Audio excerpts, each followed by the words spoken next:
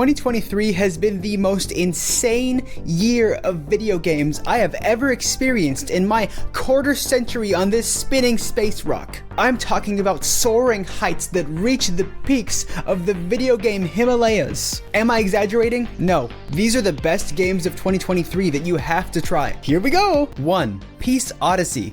This is an actually good anime game, which is frankly shocking. One Piece Odyssey is somewhat reminiscent of Dragon Quest XI in its presentation, which is obviously a good thing. The combat is a unique twist on the turn-based format where characters fight their own individual enemies during a battle, but can assist their allies. I wouldn't call the exploration mind-blowing or anything, but the 3D anime world brought to life and the character abilities that unlock different traversal options offer enough to keep you going. This really is a game for One Piece fans first and foremost, but even if you don't know One Piece, you can still enjoy the interesting turn-based combat it has to offer. 2.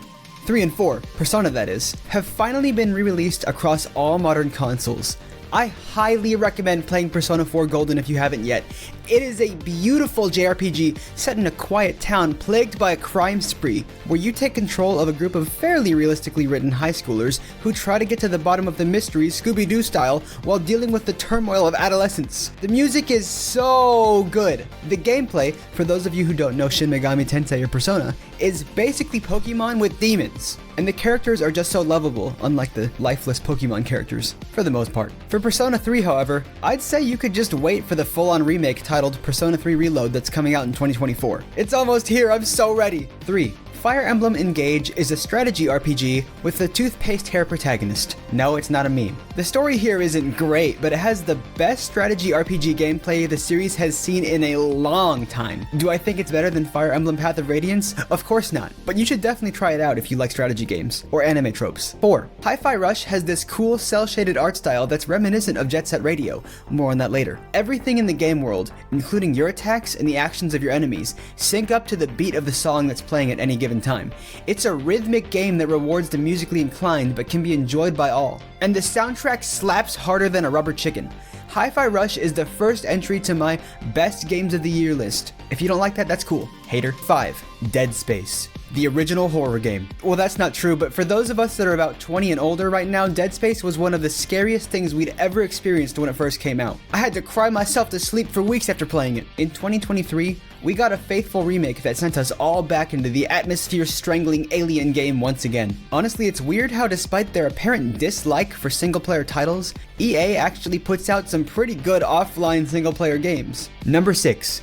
Metroid Prime Remastered. For the second shadow drop of the day, we have Nintendo, and a game from a series we all thought they completely forgot about. Metroid Prime Remastered. This is a really nice way to play the GameCube classic on a modern system because my TV doesn't have those little colored cable connections anymore.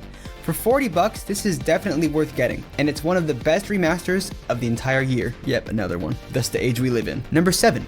Hogwarts Legacy. Despite being one of the biggest controversies in gaming this year, Hogwarts Legacy still sold incredibly well.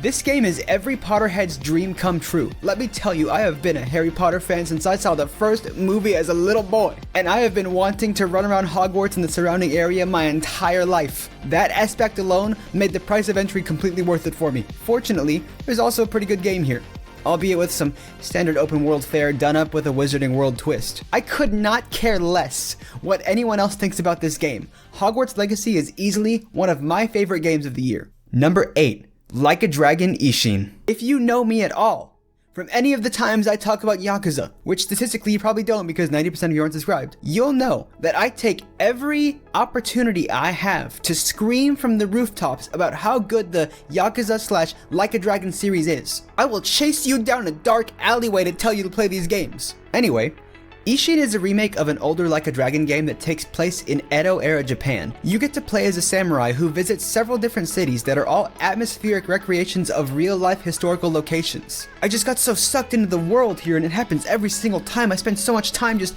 sitting around taking slow strolls through the streets at nighttime so I can take in the ambiance of the world. Instead of just fist fighting, you get to use swords, guns, and swords and guns to shred your enemies to pieces. The story is an interesting mystery that features all the usual political intrigue, the drama, and insane showdowns we've come to expect from a Yakuza game, with a historical twist of course. Number 9.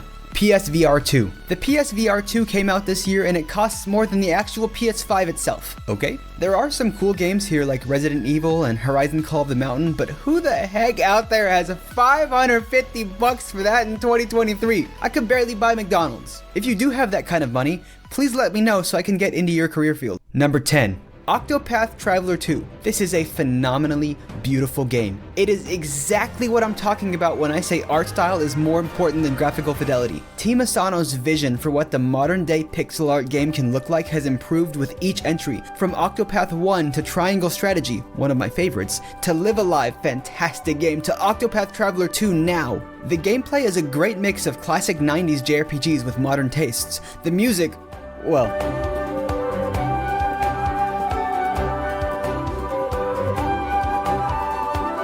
you don't need to play the first game to get into this one, and Octopath 2 is generally considered to be the better of the two, but try both if you're interested. Number 11. This year Dead Cells got possibly the most obvious crossover DLC I've ever heard of. Dead Cells Return to Castlevania. This game was already a Metroidvania, so of course having the opportunity to work alongside the series that started the genre makes sense. This DLC is more of the good Dead Cells you expect, but more red, and frankly cooler, because vampires. Number 12. Trails to Azure. This is a 2023 port of a 2011 game that never came out in the West, and thank goodness it finally did because it's one of my favorite games in one of my favorite video game series, period. I'm talking top 2. It's actually a pretty cool story how we got this game. A small independent group of fans called the Geofront spent years translating and updating this game and its prequel, Trails from Zero, before the actual developer Nihon Falcom reached out to them asking to work together to finally get these games to the rest of the world.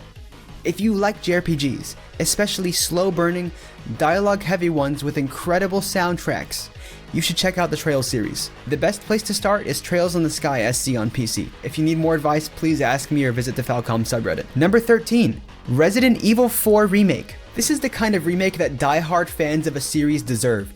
Resident Evil 4 Remake is nothing short of a masterclass in modernizing classic games, and thank goodness because I cannot imagine the hellfire and brimstone that would rain down upon the developers if they messed this one up. If you like spooky games, play this one. If you haven't played the original, play this game. If you have, I don't need to tell you, Resident Evil 4 Remake easily sits as one of the best games of the year, and another good remake. Number 14. Atelier Rise 3. This is the third and final installment in a relaxing trilogy about gathering plants and turning them into bombs. I mean, watching cute anime girls murder the local monster population. Atelier Rise 3 is a relaxing crafting game with peaceful music and lovable cast of characters. The story isn't anything to write home about, but the fun combat, pretty visuals, and the addicting crafting gameplay loop make this a good one to check out. You're also probably going to want to play the first two games in the trilogy before you get to this one. Kinda like how you should check out the like button, as in click on it. Click on the like button. Number 15, Mega Man Battle Network Legacy Collection. You want to talk about value? This collection, which includes not 1, not 3, but 10 remastered games for $60, is absolutely incredible. These are some real 2000s feeling RPGs based in a techno future world where you fight enemy programs in the net. Yes, I just spoke that sentence. If you like Mega Man, RPGs, funny technology terms, or just want some good value for your money, because don't we all, check out this collection of games. Number 16. Final Fantasy Pixel Remastered. This is the 80th time Square Enix has re-released the early Final Fantasy games, except this time they have some improvements. These include reduced grinding, visual enhancements, debatable, and the options to choose different text and music. It's Final Fantasy. If you're wanting to jump into the series, start with Final Fantasy VII Remake. Everyone else has either already played these games or decided they aren't interested, but if you really want to jump in here, start with Final Fantasy VI.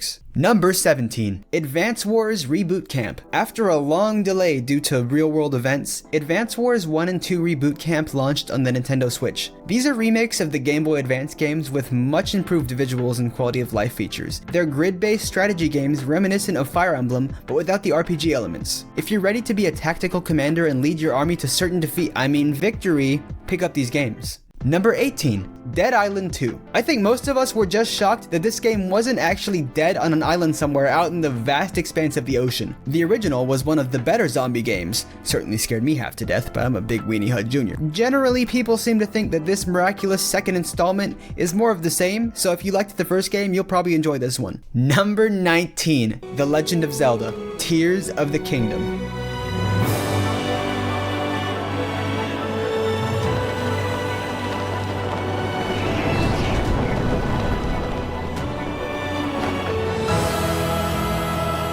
There's basically nothing I can say about Tears of the Kingdom that you haven't already heard, thought, and probably experienced for yourself. It's the follow-up to Breath of the Wild, one of the most highly acclaimed games in the history of Earth, but arguably, it's even better than the original. This is easily one of the best games of the year. Put it right at the top. Number 20, System Shock Remake. In 1994, System Shock proved that a first-person shooter didn't need to be all action and guts. It set a new standard for emergent gameplay, and essentially created the immersive sim genre, one of my favorites. The System Shock Remake is an excellent upgrade to the classic game, and it retains the ability for players to find creative solutions to problems the game presents them with. You're fighting an AI in a futuristic cyberpunk world using your hacking skills in the cyberspace. Also, a large amount of the story is communicated through emails and log disks. This is basically 1990s The Game. If you love games like Prey 2017, Bioshock, or Deus Ex, you'll like this one too. Number 21, Street Fighter VI! A new challenger appears and takes the award for Best Fighting Game of the Year, hands down. It is probably the best fighting game I've ever played. I don't know how I could overstate how excellent Street Fighter VI is, not only as a fighting game, but as a video game overall. It's so complete. I know, what a high bar we've set for ourselves in 2023. Has so many ways to play, from the single player world tour to the battle hub, my favorite, and the classic fighting mode. The characters are fantastic with great movesets that you can choose to use in either classic controls with all the big fighting game motions or modern controls. The modern control option lets you press one button for specials while taking a slight damage nerf, so it's actually a viable way for new players to get into the game. Some pros actually prefer modern controls in certain situations despite their decades of training with classic, because the new control scheme has a speed advantage. You can play this game however you want, just buy it, why don't you have it yet? It's a great game, the art style is beautiful, the music is dope, and I wholeheartedly believe it is the best overall fighting game you can play right now, bar none. Time for a bunch of Third Strike players to get mad at me. Number 22. Diablo IV started off pretty strong for a new Blizzard game. People were excited to get stuck into a whole new playthrough of content they'd never seen before, because Diablo fans really play a lot of Diablo. I'm talking in the thousands of hours per game easy. For the release period of this game, everyone liked the gameplay, progression towards the endgame, and the loot system, and then, as Blizzard tends to do, well...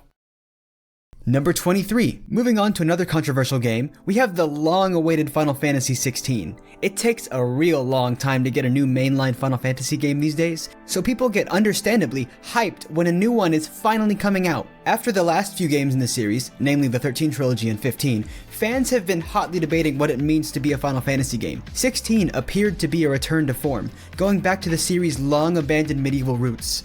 A big change, however, was the move to a full-action combat system, as opposed to the prior turn-based, ATB, and whatever Final Fantasy XV was, type systems. For those of you that like fast-paced combat with super flashy visuals and dark aesthetics, this is the game to get. The combat was designed by a former Capcom veteran who worked on plenty of fighting games as well as Devil May Cry. That should tell you all you need to know. Number 24. Master Detective Archives Rain Code is a mystery adventure game made by the folks behind Danganronpa. So, expect that. But more cyberpunk, alternate dimensions, puzzles, and rain. So much rain. It just keeps... I'm drowning! If you enjoy visual novels like Ace Attorney, The Somnium Files, or of course, Danganronpa, you'll feel right at home here. Number 25. Trails into Reverie. Certainly not the first Trails game on this list. Trails into Reverie is one of the worst possible places to start this series because it hinges on knowing context from the previous 2 or 3 story arcs. If you're planning on playing this game, it's because you're already buried deep into the series like me. Otherwise, please start at Trails in the Sky FC. Anyway, Trails into Reverie is a fantastic JRPG for fans of the Trails series. A nice wrap-up for the first half of this incredibly long series that is not going to be stopping anytime in the near future. Number 26. Pikmin IV. I have to admit, I don't have much experience with this series, but I am well aware of the extremely dedicated fanbase. For heaven's sake, look at Arlo's reaction.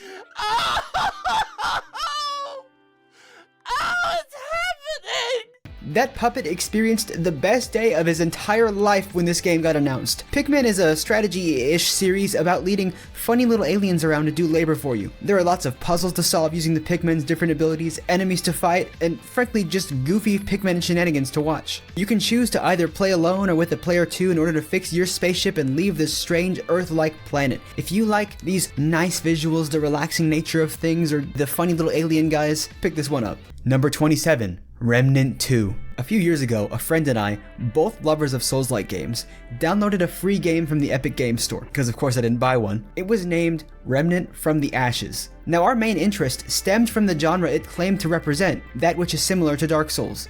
What we got was not Dark Souls with guns though. We got one of the hardest games I have ever played in my life.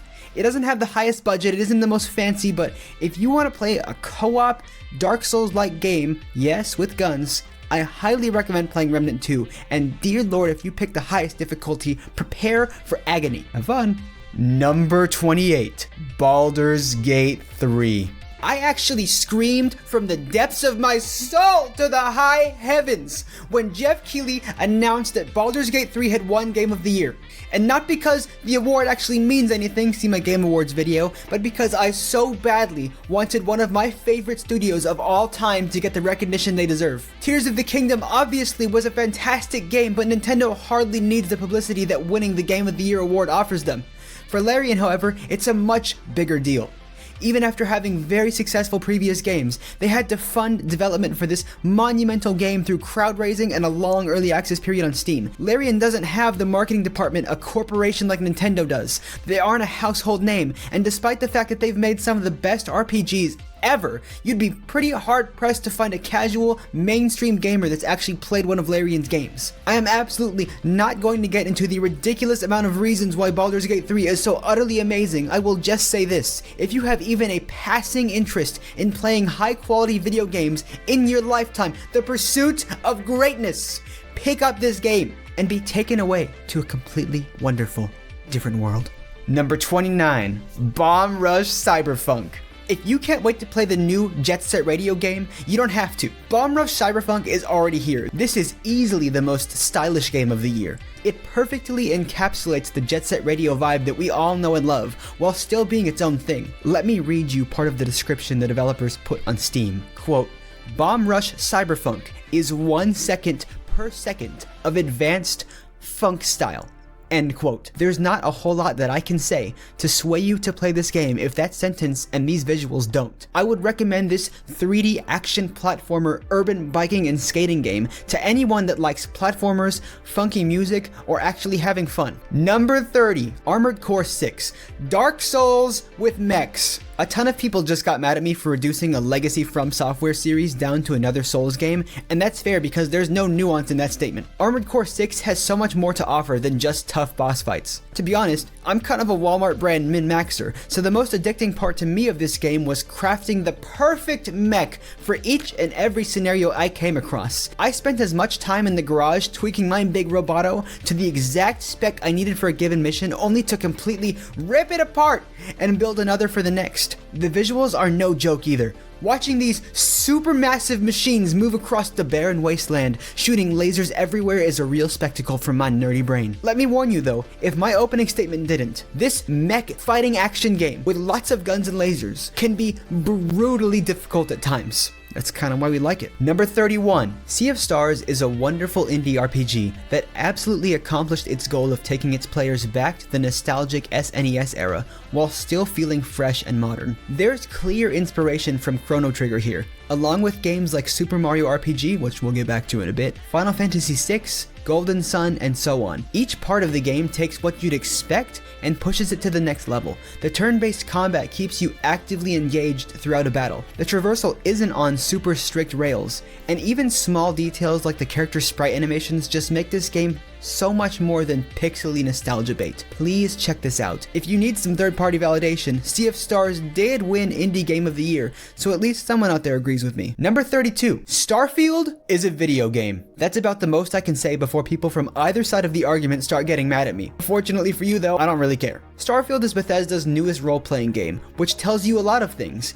It gives you a large amount of freedom to build your character the way you want and play the game however you see fit. There are multiple ways to approach situations, from stealth to social skill checks to all-out guns blazing. Now there's nothing new here that you haven't seen before, especially from games like the fantastic No Man's Sky or even your average Fallout game, but this is worth checking out if you like RPGs, especially if you have Game Pass. Number 33, Baten Kaitos 1 and 2 HD Remaster. We are in the era of GameCube remasters, which is great since Fire Emblem Path of Radiance costs $250, and I so badly want to own a copy of one of my favorite games of all time. Come on, Nintendo, give it to me! Today, however, we're talking about the Baten Kaitos 1 and 2 HD Remaster. For $50, this package gets you 2 expansive JRPGs by the famous Monolith Soft, creators of the Xeno series. There are a couple really notable things to point out about these games that separate them from other JRPGs. The battles are card-based, where you utilize a deck of cards to select actions during combat rather than the usual menu system. This forces you to wipe the cobwebs off the old noggin to create different strategies than what you're probably used to, and it's refreshing. Both of these games have intriguing stories told from a unique perspective. You don't actually play as the protagonist. You're a guardian spirit who gives guidance to the main character and makes important decisions for them. I definitely recommend playing these games if you enjoy lengthy, story-heavy RPGs. Number 34, Mortal Kombat 1. I was initially super excited for Mortal Kombat 1 to come out because I have generally liked MK the most out of the big fighting game franchises. Unfortunately, I was pretty broke when it launched, and also Street Fighter 6 is so good that it's derailed my fighting game purchases for at least another year because that's all I want to play. Nevertheless, MK1 is a good entry for the long-running series, though it's not particularly special. NetherRealm Studios designed this game to be a reboot for the series, hence the name. Admittedly though, it doesn't do a whole lot to differentiate itself from its predecessors. The visuals are gorgeous as always, the overall production value is peak for fighting games, and the combat, yes with a K, is solid. Something you'll need to know is, this studio is infamous for the amount of microtransactions and DLC they throw into their games. In a year or two, there will most likely be an MK1 Ultimate Edition that includes all the DLC, so that might be your best bet if you're interested in playing this game at some point. Number 35, Lies of P. By all accounts, Lies of P is considered to be one of the best non-FromSoft Souls-like games we've ever gotten. It's the closest we're ever going to get to having Bloodborne on PC because Sony and FromSoft want us to suffer. The premise and world of this game set it apart from many others in its subgenre. Pinocchio grew up into Timothée Chalamet, and he has to survive an onslaught of creepy puppets in a Tim Burton-styled world. Expect all the standard brutal Souls fare when it comes to the combat, though other parts of the gameplay are a bit of an improvement over Dark Souls 4. These include quality of life features, like healing items being restored after killing some enemies. Imagine that. I don't want to share too much though, because this is a game where you need to experience the atmosphere and agony firsthand. Definitely pick up Lies of P if you enjoy Souls-likes. Number 36, Nauta Boundless Trails. This year saw multiple Trails releases, with Nauta Boundless Trails being the final one. This is another title that came out in Japan long ago, but was only recently translated and brought to other countries. Here, we have an action combat system a la Ys, as opposed to Trails' usual turn-based system. You battle your way through short, action-packed stages, while trying to complete a number of submissions along with surviving the stage. The fun part is that you only get one life, so you need to make decisions about abandoning certain objectives in order to reach the end of a stage alive, or to return from a mission early to try again with more healing items. I enjoyed the story as always, but don't expect a super deep Legend of Heroes kind of narrative here. It's much more in line with the earlier Ys titles, which makes sense since Nihon Falcom develops both series. If you're looking for an action JRPG that you can play in really short bursts, but still feel like you're accomplishing something, or you're a huge Ys Trails fan like me, Nauta Boundless Trails is a no-brainer. Number 37. Cyberpunk Phantom Liberty. At this point, Cyberpunk is a good game. I believe people who bought it at launch, like me, have the right to be mad at CD Projekt Red for lying to us all, but they have put in years of work to right their wrongs at this point, and I, for one, am ready to just play the game and enjoy it. I've been doing that for a while, actually. Phantom Liberty is the first, and final, expansion to Cyberpunk 2077, though I've heard there is a Cyberpunk 2 planned. It, along with the big version 2.0 update of the game, finally delivers us what we've always wanted. The amount of changes made to the gameplay and world of Cyberpunk 2077 through these two updates are astronomical. Some of them include vehicle combat, an overhaul of the cybernetics and skill trees, thank goodness, a whole new part of the city complete with side missions, characters, and so on. I'm glad that even though this game had a horrifically bad launch, I made 2 videos about it, those of us that have always loved the idea of it can finally sit down and play the game we always deserved. And don't let anyone tell you can't. Number 38. Fate Samurai Remnant will probably be one of the most overlooked great games that came out this year. That's just 2023 syndrome, I suppose. It's a Koei Tecmo action game by the team behind the awesome Attack on Titan games, so you know the combat here is crisp. It's part of the vast expanse of the Fate universe, which if you know, you know. If not, please refer to Giguk's explanation of Fate, because even though I'm a fan, there is a 0% chance I could explain what is going on in this franchise without destroying my sanity, or what's left of it. All that to say is, this game has a good story with deep lore behind it that will certainly please fans of the series. If you're looking to jump into Fate, I submit that this would actually be a decent place to do it. Fans of action RPGs, Fate fanatics, and the curious, this game is for you.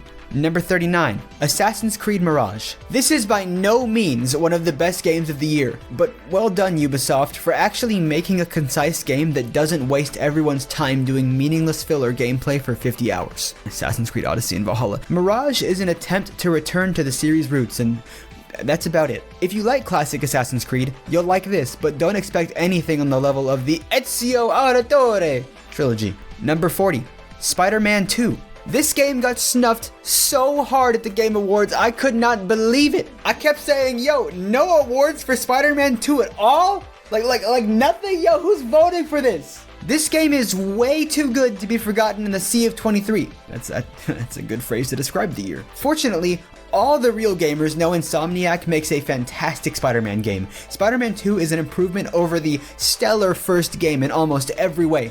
The traversal options are expanded, you know what I'm talking about. The stealth missions are better, and the good old combat is still there. You got more villains, you got more powers, and you know what's better than one Spider-Man? Two Spider-Man. Spider-Mans? Number 41, Super Mario Bros. Wonder. I'm not really a Mario guy. Then I saw him turn into a funny elephant. I'm still not a Mario guy, but this is such an easy recommendation to any Mario fans and frankly anyone that has kids. Nintendo just doesn't miss when it comes to their flagship series. Super Mario Bros. Wonder is so much more than just another 2D platformer. This series has continuously evolved again and again for decades. I don't even understand how the developers can still think of new ways to play the same game. Super Mario Bros. Wonder is refreshing yet familiar, and I think a whole lot of people are gonna love it. Number 42. Ghost Runner 2. Ghost Runner was one of the most exciting indie game discoveries for me ever. I got it because I was looking for something to ease my cyberpunk desires, but it ended up being so much more than just a pretty game. It was a fast-paced, vicious, and extremely rewarding action platformer starring a katana-wielding cyber ninja. I've introduced so many friends to the game because I knew they would like it, and they've all loved it. So when Ghost Runner 2 was announced, I basically imploded with the energy of a star from excitement. It's more of what made Ghost Runner good, but developer One More Level didn't rest on their laurels. This game adds more abilities for your ninja, new enemy types, a freaking motorcycle! Yeah, just get it. Honestly, if you want to prove yourself, or you want to try your hand at speedrunning because that's what this game was built for, or you just like the pretty colors, play Ghost Runner 2, or the first one. I'm sure it's on sale. Number 43, Alan Wake 2. I don't have any personal opinions on this one since I haven't played either of them yet. I'm considering it now, but there are some rabid fans of these games. The original has had what seems like a growing cult following over the last decade,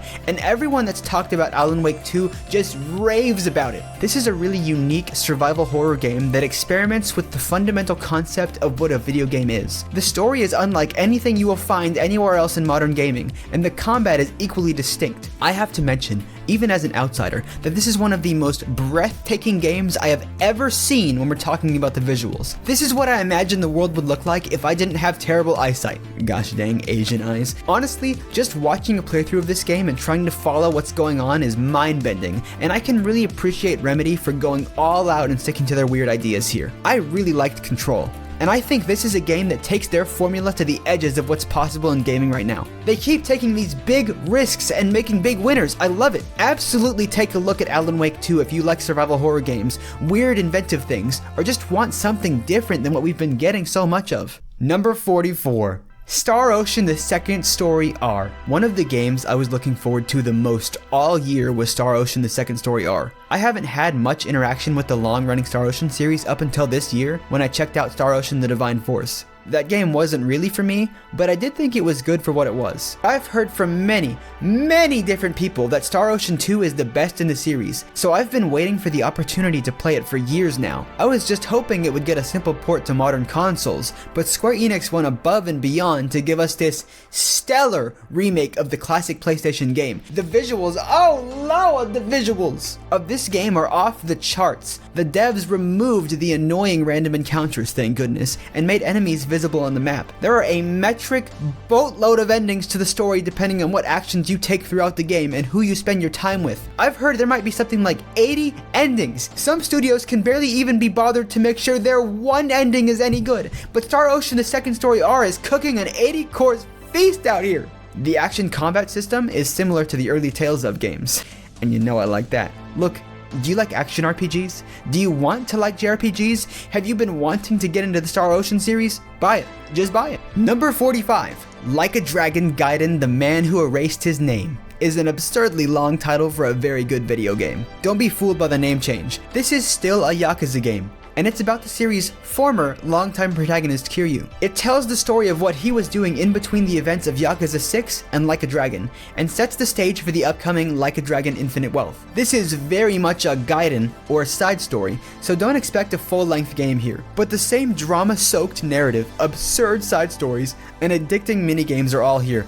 The combat's familiar but has a much welcome new agent fighting style, where Kiryu uses movie spy gadgets and a whole new set of goofy fighting abilities out of a James Bond film to decimate thugs in style. Series veterans probably aren't going to get a whole lot here that they haven't seen before, but Like a Dragon Gaiden is a great entry in this awesome series that shouldn't be overlooked. Number 46. Call of Duty Modern Warfare 3 is a lazy cash grab of a game with a campaign that could barely pass as DLC in a copy-pasted multiplayer mode. That's it, I'm done. And finally, number 47. Super Mario RPG Remake. Now, I said earlier that I'm not that into Mario, but turn Mario into an RPG?